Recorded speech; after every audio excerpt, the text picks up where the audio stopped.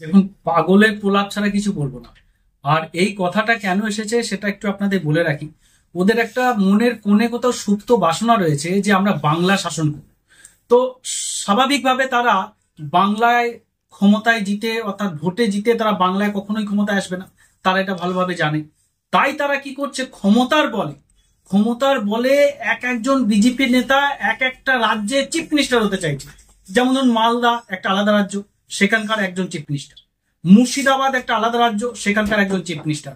কুচবিহার একটা আলাদা রাজ্য, সেখানকার একজন চিফ মিনিস্টার। আসলে এদের বিজেপি নেতাদের সবার মনের ইচ্ছা চিফ মিনিস্টার হওয়ার জন্যই তারা পশ্চিমবঙ্গটাকে খণ্ড খণ্ড করে এক একটা জেলাকে আলাদা আলাদা রাজ্য বানিয়ে তারা মুখ্যমন্ত্রী হতে চায়। এটা হচ্ছে তাদের মূল এবং আসল কারণ, এছাড়া কিচ্ছু না। তারা তারা স্বাভাবিক রাস্তায় তারা ভোটে জিতে পারছে না, তাই তারা কেন্দ্রের ক্ষমতা বল প্রয়োগ করে এরকম ভাবে একটা করার চেষ্টা করছে। কিন্তু ভারতের মানুষ, বাংলার মানুষ এটা হতে দেবে না। এই সমস্ত জিনিস আগে বিজেপি এই ধরনের কথা যত বলেছে তাদের তত আসন কমেছে। এই ধরনের কথা এখন যখন উঠে আসছে, আগামী 26-এ আমি গ্যারান্টি দিয়ে বলতে পারি ওরা জিরোতে নেমে আসবে, একটা আসনও বিজেপি থাকবে। নর্থ ইস্টের মানুষের তো সেটা বক্তব্য নয়, সেটা সুকান্ত বাবুদের আর বিজেপির বক্তব্য।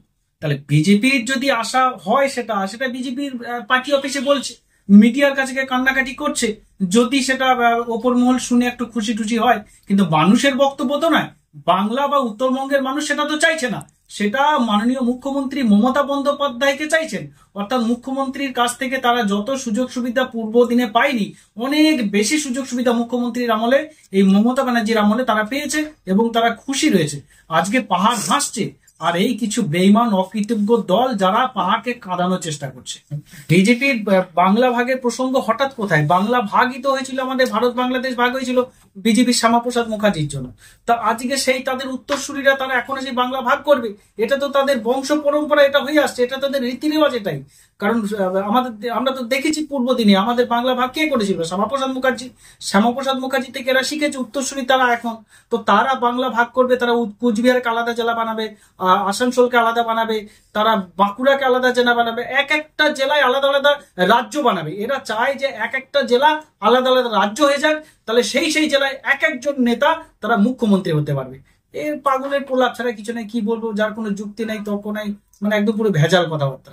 না, দক্ষিণবঙ্গের শুভেন্দু হতে বলবে আমি কাঁথি শহরের আমি মুখ্যমন্ত্রী।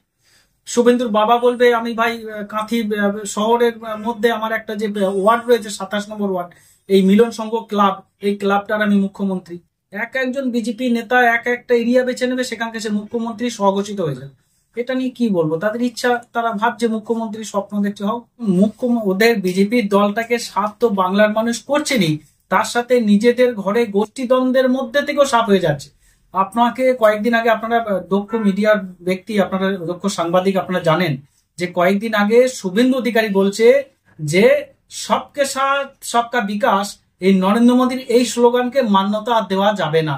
অর্থাৎ শুভেন্দু অধিকারীর মতো একটা চুনোপুটি নেতা, সে প্রধানমন্ত্রীর যে স্লোগান সেটাকে তিনি খারিজ করছেন, বলছে সবকে সাথ সবকা বিকাশ নয়, জো হামারা সাথ হাম উনকে সাথ। অর্থাৎ এই দলের ওপর থেকে নিচু, মানে ওপরের লোককে নিচের লোক মানে না, নিচের লোককে ওপরের লোক মানে না। নিজেদের মধ্যে এত গুতগুতি এ যাবে কোথায়? যার জন্য এক একজন চিফ মিনিস্টার হতে চায়। ভাই দরকার নেই, আমাকে কাঁথি শহরে বানিয়ে দাও মুখ্যমন্ত্রী, ও বলছে আমাকে কুচবিহারের মুখ্যমন্ত্রী বানিয়ে দাও, বলছে মালদার বানিয়ে দাও, বলছে মুর্শিদাবাদে বানিয়ে দাও, ও বলতে আমাকে আলিপুরদুয়ারে বানিয়ে দাও। এক একজন এক একটা জেলা ধরে বসে আছে আমি মুখ্যমন্ত্রী। দেখুন, বাংলা এবং বাঙালির শত্রু যেটা বাঙালি জাতি জানে, বাংলা জানে, সেটা হলো বিজেপি। বা প্রত্যেকটা বাঙালি পরিবার, প্রত্যেকটা সুষ্ঠু সুবুদ্ধিমান বাঙালি তারা জানে বিজেপি মানেই বাঙালির ক্ষতিকারক, বিজেপি মানেই বাংলার ক্ষতিকারক। অর্থাৎ এদের কথা কোনো বাঙালি বা বাংলা শোনে না। ওরা বলছে, ওদের লোক শুনছে, ওদের মধ্যেই গতগতি হচ্ছে। অর্থাৎ সাধারণ বাংলা বাঙালির মধ্যে এদেরকে ধরে লাভই নেই, কারণ তারা বাংলা এবং বাঙালি এদেরকে গুরুত্ব দেয় না, এদেরকে থার্ড ক্লাস ভাবে। দেখুন, এই বাজেটের সাথে দেখুন একটা স্পষ্ট, একটা খুব ভালো স্লোগান মনে পড়ে যাচ্ছে এবং মিলে যাচ্ছে। শুভেন্দু অধিকারী বলেছিল জো হামারা সাথ হাম উনকে সাথ। নীতিশ নাইডু, জো উনকে সাথ নীতিশ নাইডু বাজেট, অর্থাৎ NNN বাজেট। এই বাজেটটা কিন্তু সমগ্র যেটা রয়েছে শুধুমাত্র কুর্সি বাঁচানোর জন্য, নিজের চেয়ারকে বাঁচানোর জন্য কুর্সি বাঁচানোর একটা বাজেট হয়েছে। এছাড়া এই বাজেটটা কিছু নেই, বাংলার জন্য কিচ্ছু নেই। Bangla nothing, Bangla zero.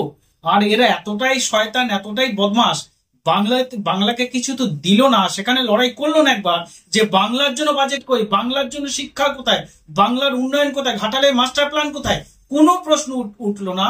শুধুমাত্র এই জায়গা থেকে কিছু না দিয়ে আবার এই বাংলাটাকে ছিন্ন ভিন্ন করার একটা চক্রান্ত করার চেষ্টা করছে এই মির্জাফরের দলগুলো।